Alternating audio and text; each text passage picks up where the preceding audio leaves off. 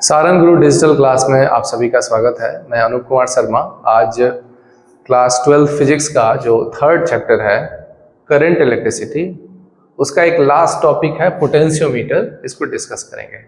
Potentiometer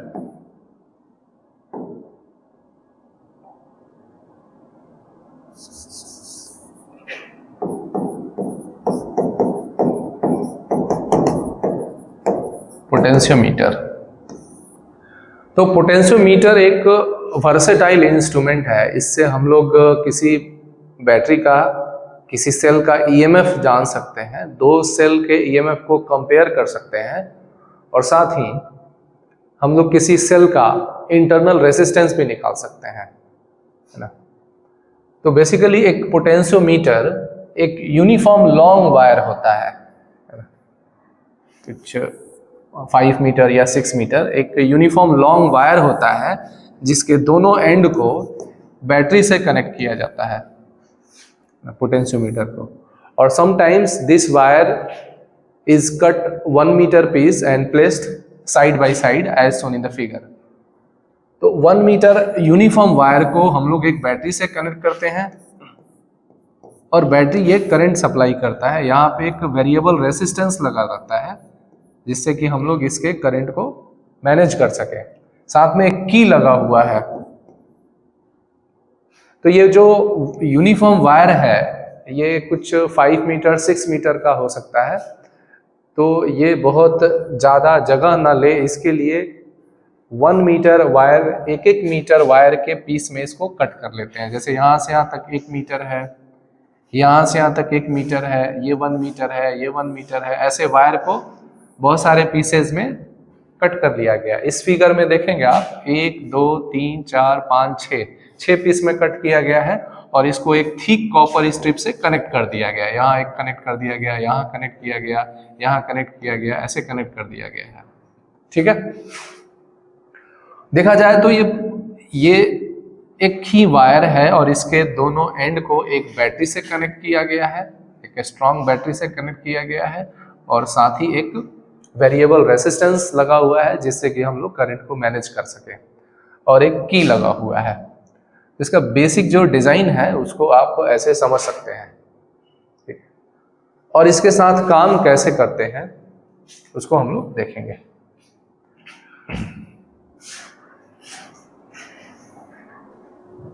ये figure देखते हैं पोटेंशियोमीटर का।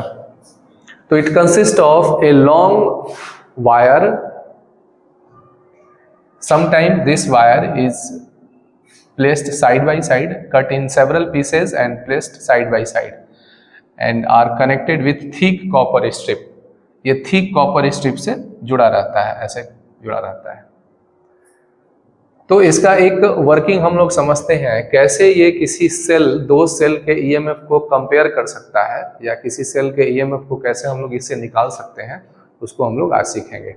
तो पहला काम क्या करेंगे, फिलहाल हम लोग दो सेल लेते हैं। एक सेल है जिसका ईएमएफ E1 मान लेते हैं, दूसरा सेल है जिसका ईएमएफ E2 है। ठीक है, इस दोनों ईएमएफ को कंपेयर करना है कि इसका ईएमएफ इससे कितना गुना ज्यादा है। तो पहले स्टेप में क्या करेंगे कि इस सेल के ये वाला जो हायर पोटेंशियल है उसको यहाँ कनेक्ट करेंगे। ठीक है, और यहाँ कनेक्ट करने के बाद, यहाँ ध्यान देंगे फिगर में ऐसा मेंशन है कि यहाँ से कनेक्ट करने के बाद यहाँ पे एक सेल लगा दिया गया। ठीक है, दूसरा जो सेल है जिसका ईएमएफ E2 मान लिया गया है उसको यहाँ से फिर कनेक्ट करके यहाँ लगा दिया गया है। और यहाँ पे देखेंगे एक सिस्टम लगा हुआ है, एक जंक्शन लगा हुआ है। ये जंक्शन बना है जिसमें ये पॉइंट 1 है, ये 2 है, ये 3 है। 1 जो है इस बैटरी से जुड़ा हुआ है, 2 जो है ये दूसरा बैटरी जिसका ईएमएफ E2 है उससे जुड़ा हुआ है। फिर यहाँ एक पॉइंट 3 है, इससे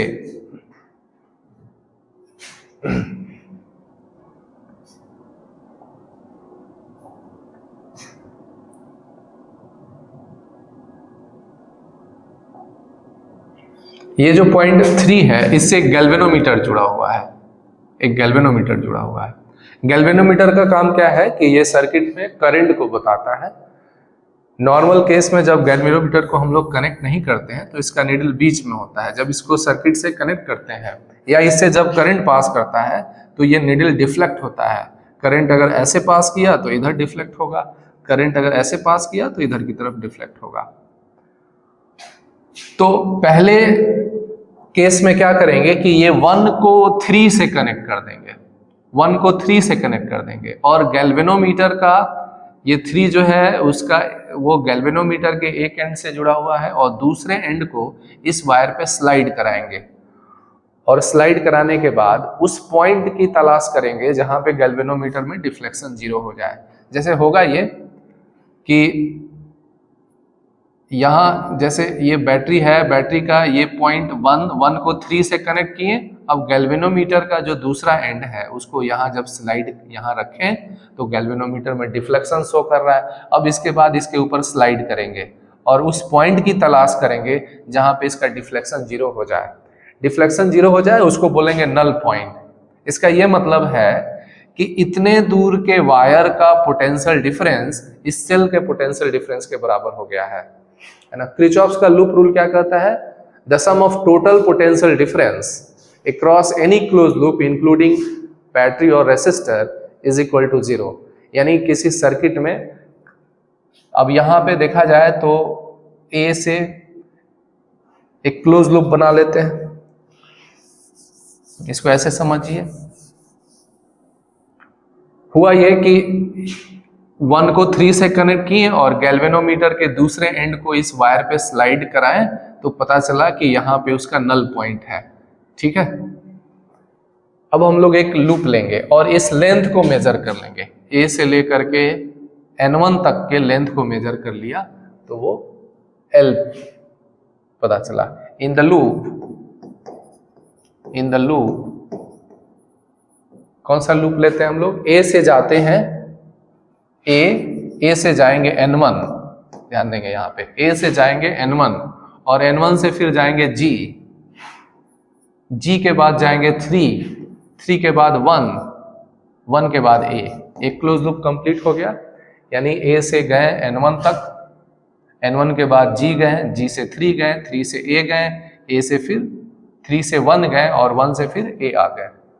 एक लूप कंप्लीट हो गया और इसमें किरचॉफ्स का लूप रूल लिखते हैं। तो जब A से हम लोग N1 तक गए तो पोटेंशियल ड्रॉप कितना हुआ, पोटेंशियल कितना फॉल करेगा? तो इसको मान लेते हैं let phi is equal to potential drop per unit length, per unit length. ठीक है, जब किसी वायर से करंट पास करता है, जैसे ये पॉइंट ए हो गया, ये पॉइंट बी हो गया, अगर इस वायर को हम लोग बैटरी से कनेक्ट कर दें, एक यूनिफॉर्म वायर है, यहाँ भी क्या है, पोटेंशियोमीटर में ए से लेकर के सी तक जो वायर यूज किया गया है वो एक यूनिफॉर्म वायर यूज किया गया है। तो ए से बी को एक बैटरी से कनेक्ट कर दें तो बैटरी करंट सप्लाई करेगा, और जैसे जैसे आगे बढ़ें, जैसे यहाँ से ए से हम यहाँ आए तो ये पोटेंशियल फॉल करेगा, फिर आगे बढ़ेंगे पोटेंशियल ऑल फॉल करेगा। करंट के डायरेक्शन में जाने से पोटेंशियल फॉल करता है। अब कितना का पोटेंशियल ड्रॉप होगा? तो करंट आई पास कर रहा है तो आई आर। तो जैसे जैसे हम लोग आगे बढ़ेंगे रेसिस्टेंस भी बढ़ते जाएगा, क्योंकि रेसिस्टेंस इज इक्वल टू होता है रो एल बाई ए। तो यहाँ क्या है कि इतने दूर के वायर का रेसिस्टेंस कुछ होगा, फिर इतने दूर के वायर का रेसिस्टेंस और ज़्यादा होगा, लेंथ बढ़ रहा है तो रेसिस्टेंस भी बढ़ेगा, और रेसिस्टेंस बढ़ेगा तो पोटेंशियल ड्रॉप भी बढ़ेगा ओम्स लॉ से। तो यूनिट लेंथ जाने पे जो पोटेंशियल ड्रॉप हो रहा है उसको फाई मान लेते हैं, है ना। यहाँ आगे बढ़ेंगे तो पोटेंशियल फॉल करेगा, तो यूनिट लेंथ जाने पे पोटेंशियल ड्रॉप जो है वो फाई है। तो हम लोग यहाँ से ए से N1 तक आए हैं तो पोटेंशियल ड्रॉप कितना होगा? सपोज कर लें कि ए से N1 तक का लेंथ L है, ठीक है, या L1 है, तो इसको हम मिटाते हैं और इसको लिखेंगे फाई L1 जब हम लोग बैटरी सेल जो लगाए हैं जिसका ईएमएफ E1 माने हैं, उसके लिए नल पॉइंट हमको ए से L1 डिस्टेंस पे मिला, तो यहां से L1 डिस्टेंस का पोटेंशियल ड्रॉप हो जाएगा फाई L1। अब एक यहां तक पहुंच गए, उसके बाद फिर इधर गए, फिर इधर 3 को गए, फिर उसके बाद ये बैटरी मिला, तो बैटरी का क्या है इधर कि ये लो से हाई की तरफ आ रहा है ना, तो ये हो गया। और एक चीज और ध्यान देंगे कि यहां से जब इधर की तरफ आगे बढ़ेंगे तो पोटेंशियल फॉल करेगा, तो पोटेंशियल फॉल करेगा तो ये नेगेटिव होगा, तो चेंज उसका नेगेटिव आएगा। पोटेंशियल कम हो रहा है, करंट का फ्लो हाई पोटेंशियल से लो पोटेंशियल की ओर होता है, तो बैटरी ऐसे लगा हुआ है तो करंट इधर पास करेगा, तो ये नेगेटिव में होगा। प्लस एक बैटरी मिला और बैटरी के लो पोटेंशियल से हाई पोटेंशियल की तरफ आ रहे हैं, तो प्लस E1 मिलेगा इज इक्वल टू 0 होगा, यानी E1 इज इक्वल टू लिख सकते हैं हम लोग फाई L1, फर्स्ट इक्वेशन। ठीक है, अब क्या करेंगे कि एक दूसरा बैटरी है E2, अब E2 के लिए हम लोग नल पॉइंट की तलाश करेंगे। अब ये पॉइंट 3 है, 3 को 2 से कनेक्ट कर देंगे। ठीक है, ये जो पॉइंट 3 है इसको हम लोग 2 से कनेक्ट कर देंगे, तो 2 से जब कनेक्ट कर देंगे तो ये वाला सर्किट ब्रेक कर जाएगा। अब सर्किट हम लोग का हो जाएगा A से लेकर के 2, 2 से 3, 3 से G, G से फिर N2 और N2 से फिर इस वायर से होते हुए A तक आ जाएंगे। तो किया ये कि 2 को 3 से कनेक्ट कर दिया और गैल्वेनोमीटर के दूसरे एंड को इस वायर पे स्लाइड करते हैं और नल पॉइंट की तलाश करते हैं कि कहां पे गैल्वेनोमीटर में डिफ्लेक्शन 0 शो कर रहा है। तो पता चला कि वो एक पॉइंट N2 है, N2 पे आकर के गैल्वेनोमीटर में 0 डिफ्लेक्शन शो कर रहा है, तो 0 डिफ्लेक्शन शो कर रहा है। अब हम लोग किरचॉफ्स का लूप रूल लिखेंगे। इन द लूप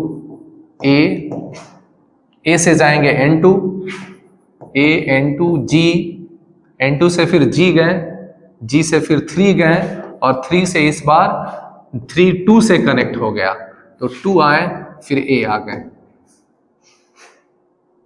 और किरचॉफ्स का लूप रूल लिखेंगे।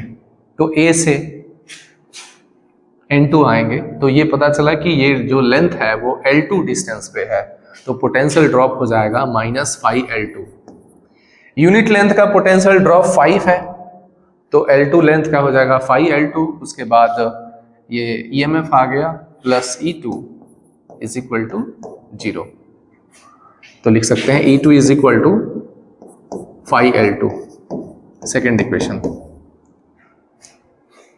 अब ये दोनों इक्वेशन को अगर डिवाइड कर दें from equation first divided by equation second, तो हम लोग पाएंगे कि E1 divided by E2, E1 by E2 will be equal to, ये 5 कैंसिल हो जाएगा, L1 बाई L2।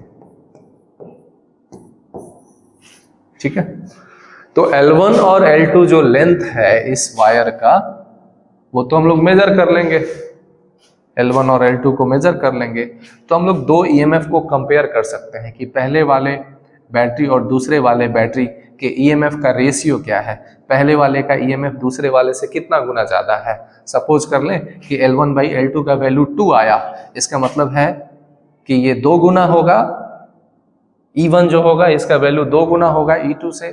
तो इस प्रकार से हम लोग पोटेंशियोमीटर की मदद से दो बैटरी के EMF को कंपेयर कर सकते हैं। And if we know the value of one EMF with a high degree of accuracy, then we can find the value of other EMF by using this relation, है ना। इसका मतलब ये है कि अगर हम लोग एक बैटरी के EMF को अगर हम लोग जानते हो, ठीक ना, मान लो ये वैल्यू हम लोग को पता है, तो दूसरे का वैल्यू निकाल सकते हैं। जब रेशियो कंपेयर कर सकते हैं तो अगर इसका वैल्यू अगर हम लोग को पता कर लें और उसके कॉरस्पॉन्डिंग जो लेंथ मिल रहा है पोटेंशियोमीटर में वो अगर पता कर लें तो E2 का वैल्यू भी निकाल सकते हैं। ठीक ना, तो इस तरह से हम लोग ये देख लिए कि दो EMF को भी कंपेयर कर सकता है और एक बैटरी के EMF को मेजर भी कर सकता है, अगर ये एक स्टैंडर्ड EMF मान लें तो। ठीक है ना। ये एक एप्लीकेशन हो गया। इसका एक दूसरा एप्लीकेशन भी है कि ये किसी बैटरी के इंटरनल रेसिस्टेंस को भी मेजर कर सकता है, तो वो हम लोग दूसरे एप्लीकेशन पे आएंगे।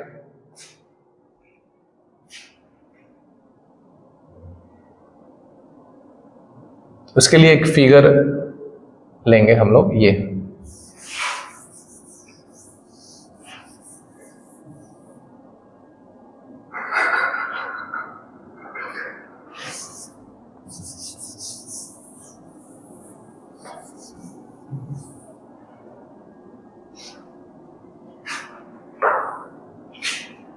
अब देखिए, एक सेल है जिसका इंटरनल रेसिस्टेंस R है यहाँ पे।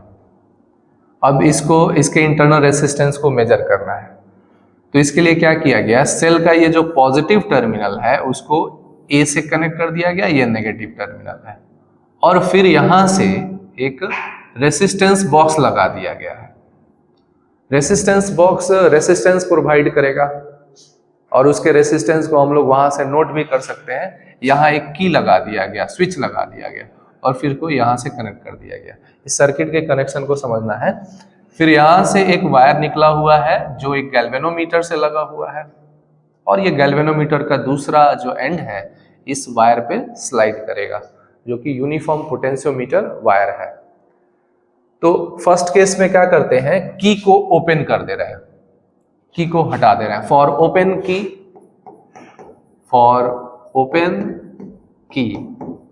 की जब ओपन होगा तो इससे करंट सप्लाई नहीं होगा, तो करंट सप्लाई नहीं होगा तो यहाँ और यहाँ का जो पोटेंशियल डिफरेंस होगा वही इसके ईएमएफ के बराबर होगा।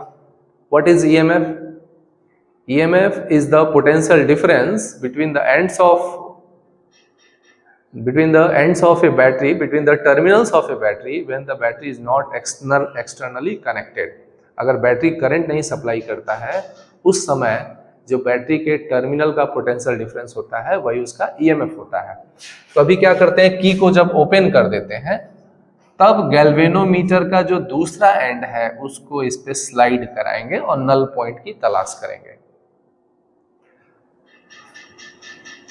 तो फर्स्ट केस में क्या करते हैं, ये की ओपन करके गैल्वेनोमीटर को इस पे स्लाइड करते हैं, तो पता चला यहाँ पे नल पॉइंट है N1 पे। नल पॉइंट का मतलब ये हुआ कि इसमें करंट पास नहीं कर रहा है, गैल्वेनोमीटर जीरो डिफ्लेक्शन शो कर रहा है। इस केस में इसका ईएमएफ और यहां से यहां तक का पोटेंशियल डिफरेंस दोनों बराबर हो गया है, क्योंकि इस सर्किट में दो ही पोटेंशियल डिफरेंस है, एक ये ईएमएफ की वजह से है और दूसरा ये करंट जो वायर से पास कर रहा है उसकी वजह से है। तो उसके बराबर हो गया, तो इक्वेशन बन जाएगा E is equal to phi L1।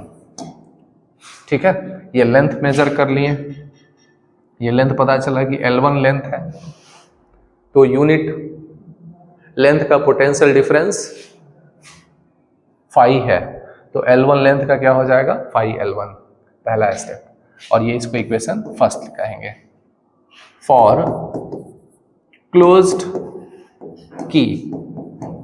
की जो है उसको अब क्लोज कर दिए, तो की जब क्लोज करेंगे तो बैटरी अब ये करंट सप्लाई करेगा इस इधर, और इसका रेसिस्टेंस सपोज करें कि R है और बैटरी का अपना इंटरनल रेसिस्टेंस वो स्मॉल r होगा।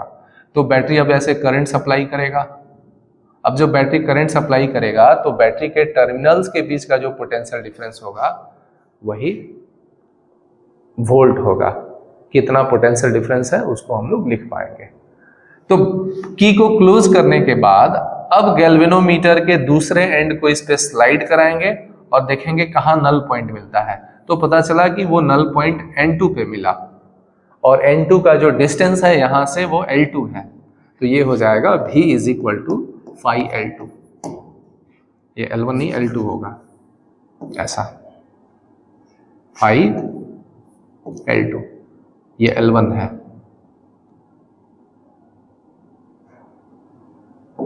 L1 है। बस ये अगर हम लोग कर लें तो इसके इंटरनल रेसिस्टेंस को भी निकाल सकते हैं। अब दोनों को डिवाइड कर देते हैं, E by V is equal to, ये फाई कैंसिल हो जाएगा, L1 बाई L2, ये एक रिलेशन मिला। अब दूसरी तरफ हम लोग ये जानते हैं कि E इज इक्वल टू होता है V plus I R. R जो है वो इंटरनल रेसिस्टेंस है, और ओम्स लॉ से ये पता है कि V इज इक्वल टू होता है आई आर। ठीक है, तो यहां V की जगह पर आई आर रख दें तो E इज इक्वल टू लिख सकते हैं आई आर प्लस आई आर, यानी I कॉमन ले लें तो ये R प्लस आर हो जाएगा। अब इस इक्वेशन में E by V is equal to L1 by L2 है, इसमें E की जगह पर लिखेंगे आई आर प्लस ये रेसिस्टेंस बॉक्स जो लगाया गया है यहाँ पे उसका रेसिस्टेंस है ये, और ये बैटरी का इंटरनल रेसिस्टेंस है। और ये रेसिस्टेंस बॉक्स से हम लोग पता कर सकते हैं कि ये रेसिस्टेंस कितना दिया गया है। रेसिस्टेंस बॉक्स एक डिवाइस होता है जो हम लोग को रेसिस्टेंस प्रोवाइड करता है, उसके थ्रू हम लोग यहाँ पे 10 ओम 20 ओम का रेसिस्टेंस सेट कर सकते हैं। ठीक ना, तो एक खास रेसिस्टेंस को यहाँ पे सेट कर दिया गया है जिसका वैल्यू नोन है, डिवाइडेड बाई ये बैटरी का इंटरनल रेसिस्टेंस और यही निकालना है, और ये V है। V की जगह पर लिखेंगे आई आर, ठीक है, is equal to L1 by L2। ये I कैंसिल हो रहा है, तो ये मिला हम लोग को R plus small r divided by capital R is equal to L1 by L2। तो R plus R is equal to ये इधर मल्टीप्लाई हो जाएगा R L1 L2, यानी कि small r is equal to ये उधर जा करके माइनस होगा R L1 L2 minus R, यानी R is equal to capital R को कॉमन ले लें तो L1 बाई L2 माइनस 1। ठीक है, तो इस रिलेशन से हम लोग बैटरी के इंटरनल रेसिस्टेंस को जान सकते हैं, क्योंकि ये जो कैपिटल R है उसका वैल्यू नोन है। ये जो रेसिस्टेंस बॉक्स लगाया गया है वहां से हम लोग इसको नोट कर सकते हैं। और L1 जो L2 है, L1 क्या है, ये इसका N1 का पॉइंट है, ये A से पॉइंट N1 का डिस्टेंस है, उसको भी हम लोग यहाँ से पोटेंशियोमीटर से नोट कर सकते हैं। यहाँ पे एक स्केल लगा रहता है इस लेंथ को मेजर करने के लिए। और L2 क्या है, पॉइंट A से पॉइंट N2 का डिस्टेंस है, और ये 1 है। ठीक है, तो R यहाँ पे नोन है और L1 और L2 को हम लोग यहाँ से मेजर कर सकते हैं, और इस तरह से इस बैटरी का इंटरनल रेसिस्टेंस निकाल सकते हैं। और L1 क्या है, जब इस की को ओपन किया गया था उस समय जो नल पॉइंट था उसका डिस्टेंस है A से। और L2 क्या है, जब की को क्लोज कर दिया गया उस समय यहाँ से उस पॉइंट नल पॉइंट का डिस्टेंस है L2। ठीक है, तो इस तरह से हम लोग पोटेंशियोमीटर का ये यूज देखें, इस वजह से इसको हम लोग वर्सेटाइल इंस्ट्रूमेंट कहते हैं। ये दो बैटरी के ईएमएफ को, दो सेल के ईएमएफ को कंपेयर कर सकता है, किसी सेल के ईएमएफ को निकाल भी सकता है, बता भी सकता है उसका ईएमएफ कितना है, और दूसरी चीज़ है कि किसी सेल के इंटरनल रेसिस्टेंस को भी बता सकता है। ठीक है, तो ये चैप्टर 3 जो है एनसीईआरटी का करंट इलेक्ट्रिसिटी, उसका ये लास्ट टॉपिक था। अगले क्लास में हम लोग इसको आगे कंटिन्यू करेंगे। आज के लिए इतना ही, धन्यवाद।